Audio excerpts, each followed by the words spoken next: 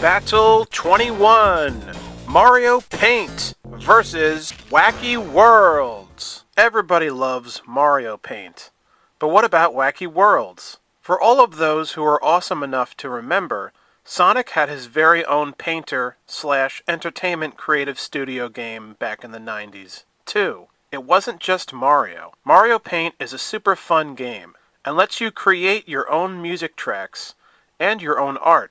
And it's amazing that this was on a cartridge and not on a computer, 'cause it was a pain in the you-know-what to hook up computers to play programs like this. But the Super Nintendo hookup is easy as pie, so this was a real treat back in the mid-90s. Both games are able to be played with a mouse controller. Pretty amazing.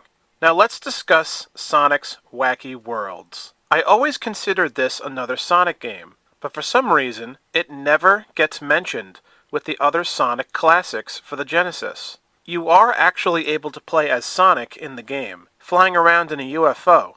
It's different, and adds a layer of charm to the game that helps it stand out among the other Sonic games at the time period. I guess Sonic and Tails are not on the planet Mobius this time, but rather in the Wacky Worlds.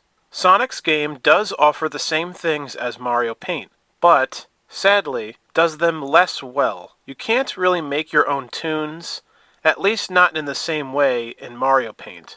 And you aren't exactly able to make your own full drawing. It's similar though. You can move clip art around and pick your environment, and it's fun, but for a shorter period of time. Wacky Worlds feels more geared towards younger kids, but Mario Paint seems to be designed for kids and for adults too. Many people have made amazing complex creations on Mario Paint. You just can't do that kind of stuff in Wacky Worlds, unfortunately. So even though Wacky Worlds is limited, it very strongly makes up for it with its 90s charm and flair. So Mario is the winner. I'll give Mario 13 points and Sonic 8 points. Battle 22, Mario Pinball Machines versus the Sonic Pinball Machines. Mario and Sonic were soaring so high in popularity that they got their very own pinball arcade machines. It was a very exciting and interesting way to expand the lexicon and fanfare of video game characters. It was also a perfect time to do so, because the 90s is when pinball machines were becoming more lavish and developed. Mario had two pinball machines, one called Super Mario Bros.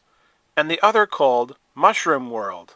Both were very colorful and had great artwork.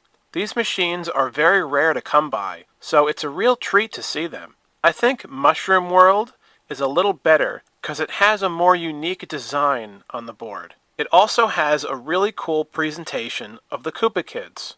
I have seen both these machines in person before, but I've only seen each one time.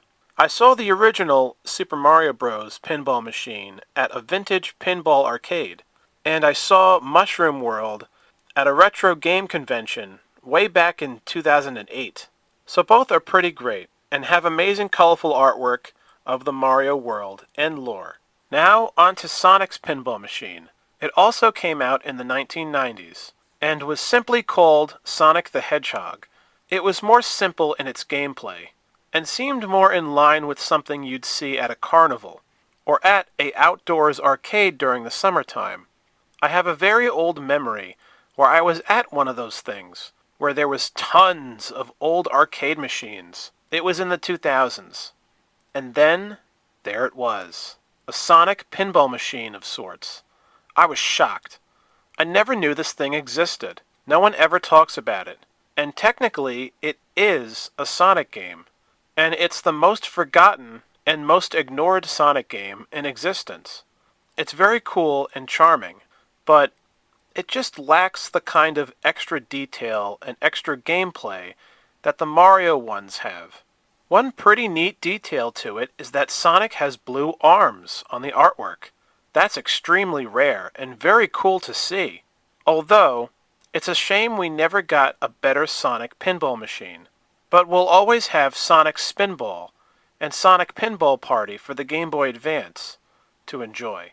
So Mario definitely wins this round. but that doesn't mean the Sonic pinball machine was bad. Just less good. I'm awarding Mario 10 points and Sonic 5 points.